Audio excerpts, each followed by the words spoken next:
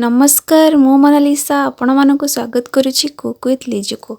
आपण मैंने समस्ते जानी चूना माछ आम देहपाई केते भल आ सबू डॉक्टर मैंने भी कहती बड़ माछ ठार चूना माछ जिते मिलूँ आप खाइबे कहीं बहुत भल आम देहपाई।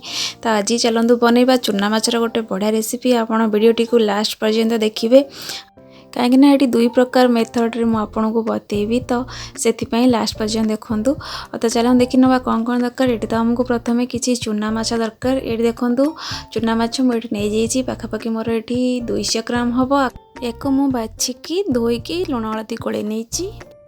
तापर ये मुझे सोरिष तेल पकाऊँगी कहीं आम सोरिष तेल जदि माछटा भाजिया बढ़िया टेस्ट तार आसते से सोरिष तेल ये पकईदी 3 ରୁ 4 ଚାମଚ। तेल गरम हेले आपड़ पकेबे माछ को ना सब लगिज माछड़ा पूरा खंड खंड हो आदौ गोटा गोटा रही तो तो ये तो पूरा फ्रेश माछड़ा एमती मु गोले नेली भलसे कोट होगला तेलटा जेहेतु गरम हो माछ भी लगे पूरा गोटा गोटा रही। देखूँ तो आउटे उल्टे देवा सेपट साइड करदे एपट सेपटे करदे।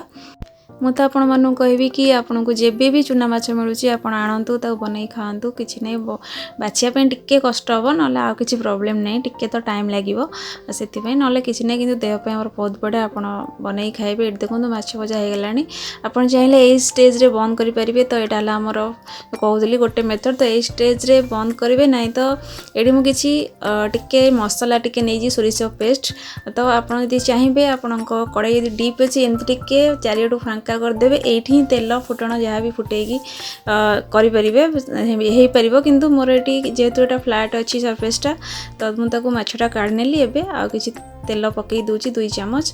तो ये देखो मुझे जीरा गोटे चामच लंका गोटे नहीं किसी रसुण को एमती काटिक नहीं जाइए 8 ରୁ 10 कोला हम आ गोटे पियाज किसी कंचा लंका भुर्संग पत्र।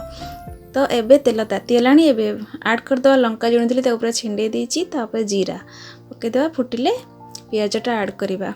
ये देखो जीराटा तो पूरा भल से फुटेला तो मुझे पियाज जो नहीं से ऐड कर दूची सागे किसी जो कंचा लंका नहीं 2 ରୁ 3ଟା हम ताको एमती काटिकी पकई देजी भाजी ना। देखो टिके आसला मुझे टिके लुण ऐड करदेवी आमर पियाजटा गोल्डन ब्राउन कलर आसा पर्यंत आम एमती भाजवा।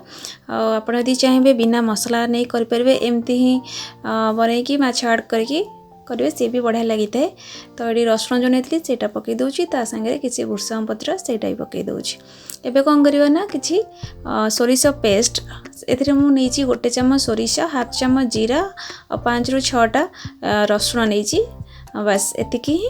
तो ये मुझे 1.5 चामच सोरिष पेस्ट ऐड करदेली टिके आम कषि नवा और टिके पानी देदेबा कहीं टिके सुखिला हो टिके पानी देदेबा सेमती तो आम मसलाटा जल्दी हो जेहेतु आम सोरिष मसला यूज करछे। तो देखो लंका पाउडर मुझे गोटे चामच नहीं गली आपण स्वाद हिसाब से ने ताको टिके कषि नवा। ये आप देखिपे तेल केते बढ़िया से पूरा छाड़ी आसलानी तो आम मसलाटा पूरा ऑलमोस्ट डन। तो ये चलतु पकईदे माछ जो भाजी रखते सेटा आपड़ यदि चाहिए टमाटो कि आंबुल यदि खट्टा चाहूबे टिके तो ऐड करेंगे। मत एमती करदे किसी दरकार ना एमती ही बहुत बढ़िया लगे आपड़ यदि पसंद ऐड करेंगे। तो ये आपको भल से गोले नवा। तो यहाँ आमर सेकेंड प्रोसेस आप चाहिए खाली भाजी पारे ना तो एमती मसला नहीं भाजी पारे। तो ये आमर प्रिपेयर होगा टेस्टी चूना माछर गोटे मसाला फ्राए आप एंजॉय करेंगे आपको पखाड़ कि गरम भात बढ़िया लगी था।